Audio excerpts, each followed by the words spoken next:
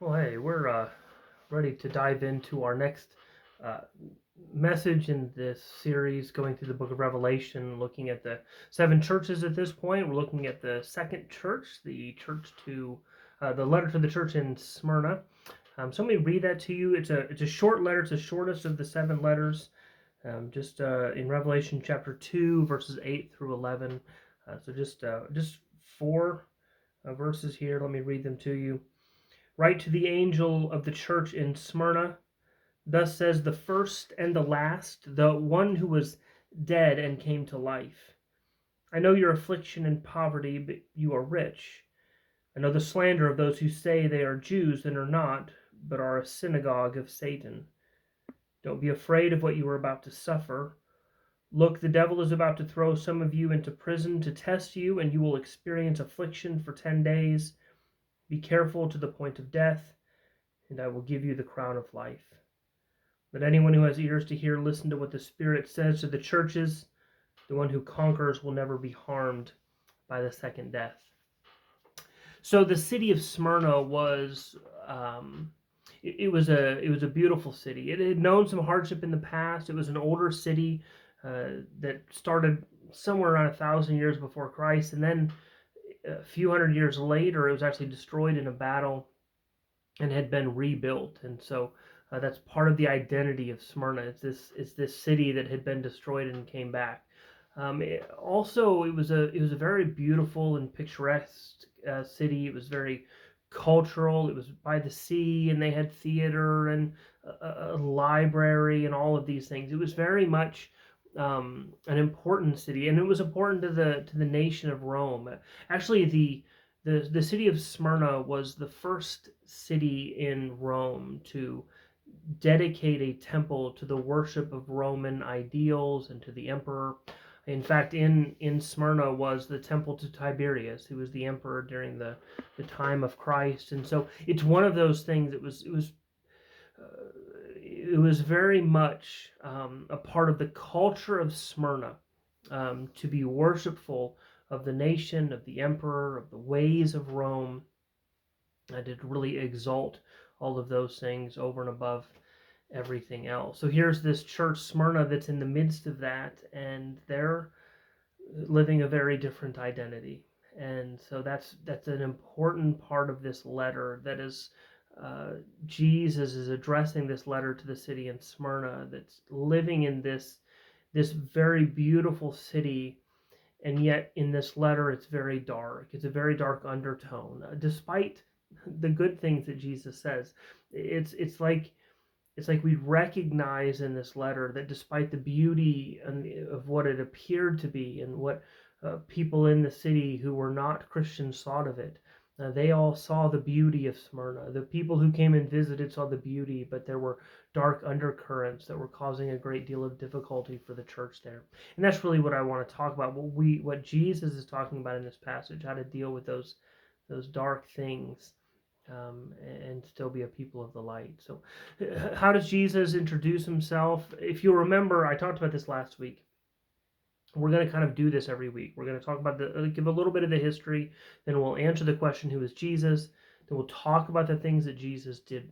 It says that the church is doing well. Then we'll talk about the things that Jesus addresses that they're not doing well. Then the command that's given to them, and then the promise kind of based on the command and those things. And then finally just kind of applying that to us today.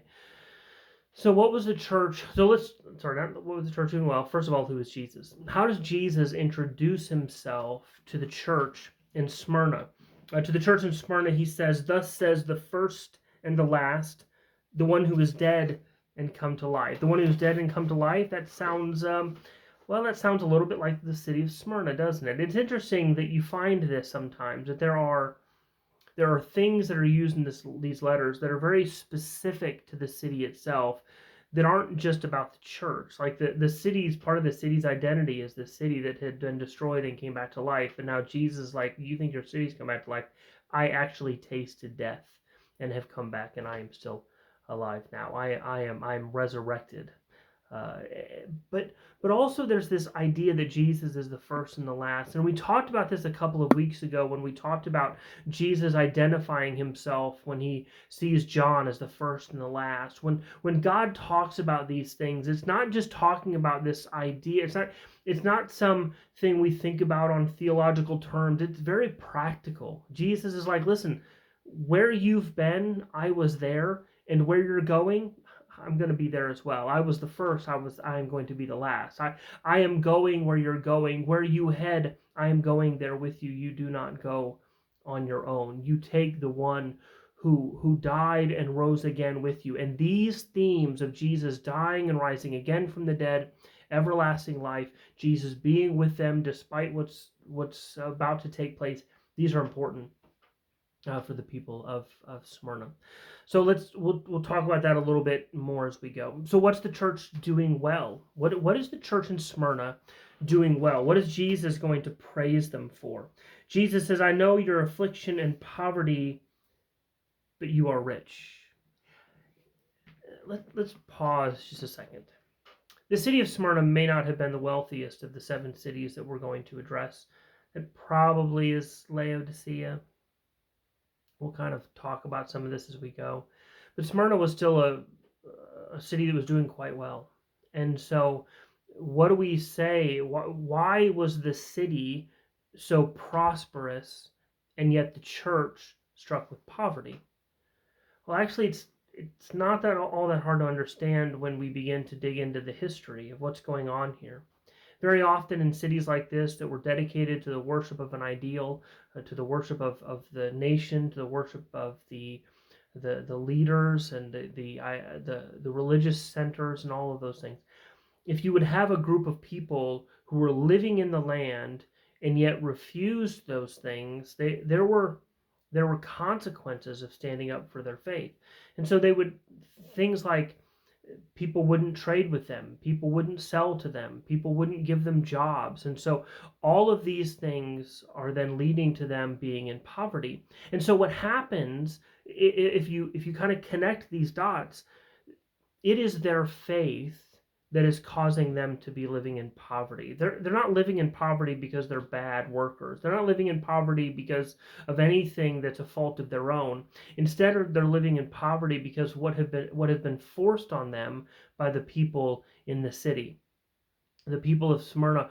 The persecution, it begins with this idea that they've been willing to suffer for the sake of Christ because they're unwilling to bend the knee to the ways of Rome. And you have to think about this. This is important. Like, what are they doing well? Well, they're undergoing. They're willing to walk through this persecution. They're not bending the knee to Rome. But imagine what that's costing them. It's one thing for me to say, well, I can eat less because I don't want to worship Rome, but I'm a father of 4. It's another thing entirely for me to say my kids won't eat well because of my commitment to Jesus Christ. But that's what they were saying. They were willing to suffer and willing to watch their children suffer. And those of you who are parents, you know what it means. But how many times do we need to make those decisions? Not because we want to suffer, not because we want the people around us, the people that we love to suffer, but because suffering for the sake of Christ is better than living in the prosperity of the people around us, but living without Jesus. And so this is the decision they've made. And so it's the decision Jesus praises them for. He says, look, you've done well. You've undergone this persecution. And he goes on to say, I know the slander of those who say they are Jews that are not. They're of the synagogue of Satan. Jesus says, I know too that it's not just the people in Rome. It's not just the Roman citizens that are causing you trouble. I also know it's the Jewish people. This was a pattern in the New Testament. We see it throughout the book of Acts. When the Apostle Paul would enter into a city, he would always go to the temple first because he wanted to preach the gospel to his own people. So he would go to the temple and then he would end up being persecuted quite often.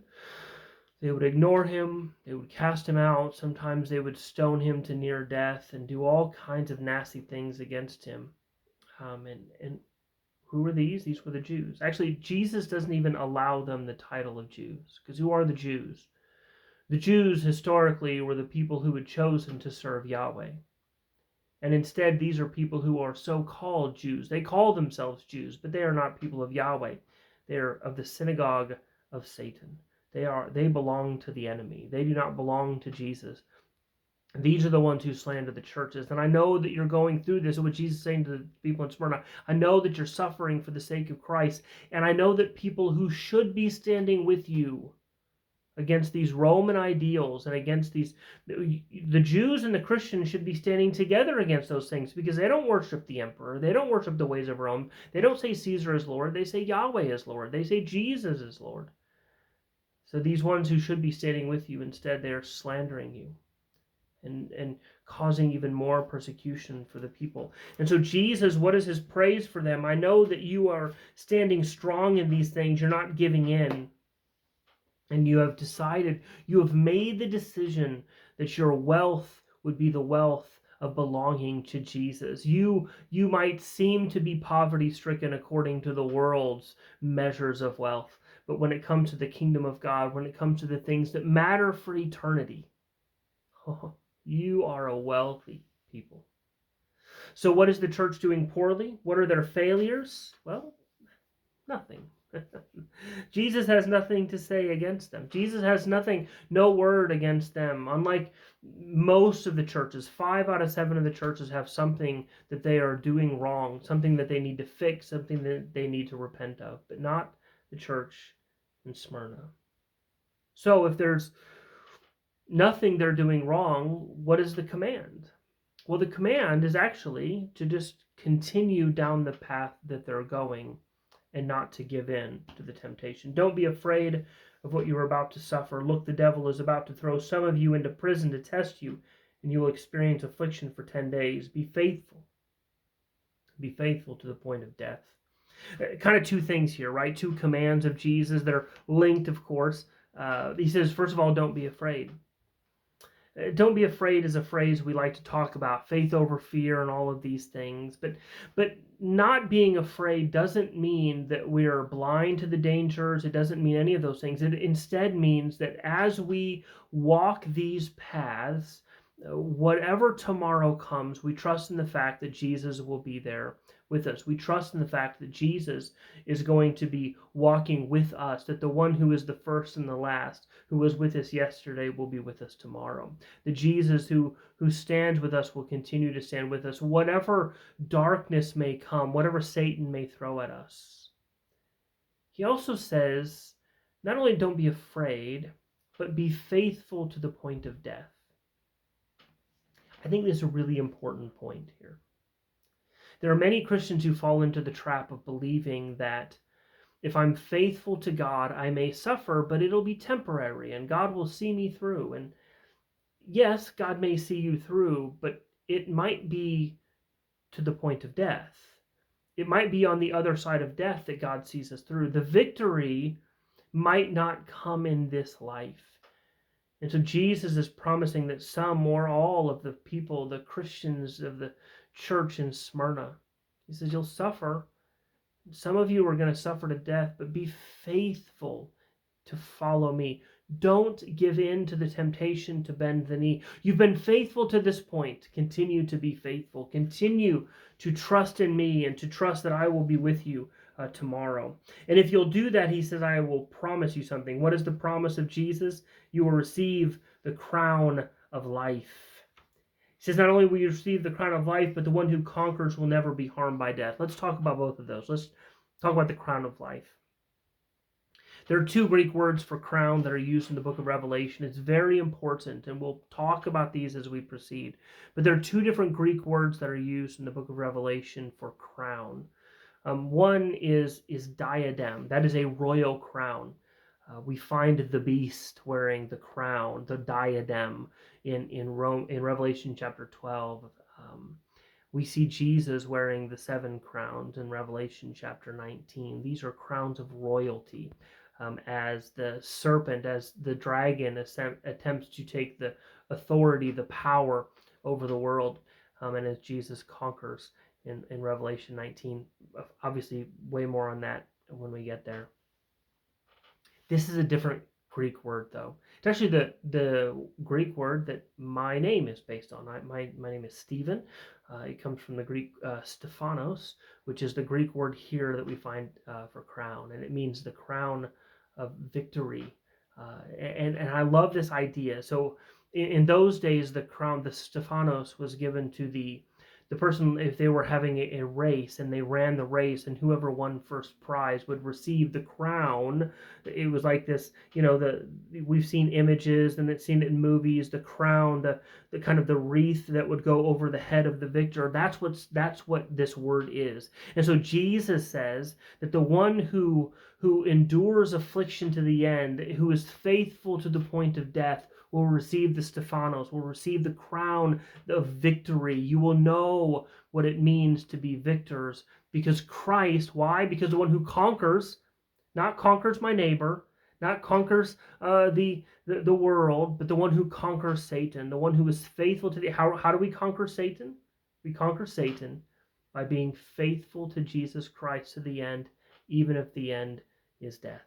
And says to the one who conquers, you will not have to fear the second death. Why? Because you're wearing the crown of victory. I've beaten death because I've beaten Satan by the power of Christ living in me. The question we need to finish all of this up with is, so what do we do with this? Like, what's the point? What's the point for us today? I don't live in a land where I have to worry about persecution for my faith. Not in the sense that Smyrna did. I never have to go hungry because I'm a follower of Jesus. I mean, there are consequences to it, of course. And certainly there are societal pressures to live in certain ways.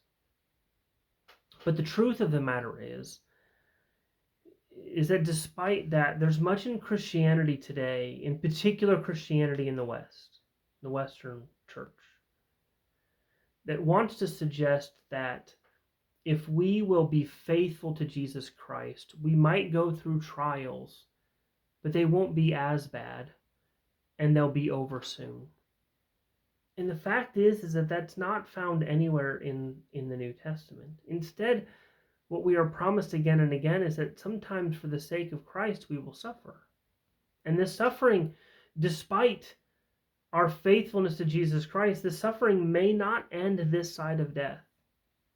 And so instead, the encouragement from Jesus for the church in Smyrna, and I think the church in America today, is that we need to be willing to push against societal norms, whatever they are. And we talked about some of those in church tonight. And we talked about how society pressures the church to be nationalistic, to worship. We want to worship things of our nation as well. But we also are pressured to, one of the gentlemen talked about how we are pressured to redefine what marriage is. We are pressured to do all of these things that society thinks is okay, and frankly many churches have begun to adopt.